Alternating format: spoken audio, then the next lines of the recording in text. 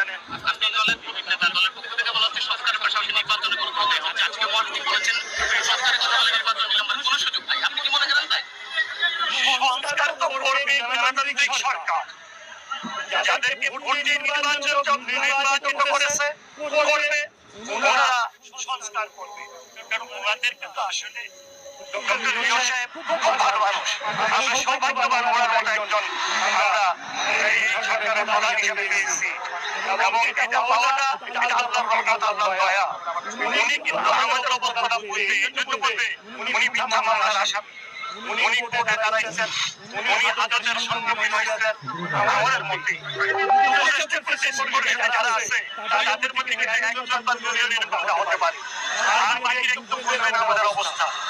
আপনারা দোয়া করবেন যাতে করে আল্লাহ আমাদেরকে এমন তৌফিক দান করে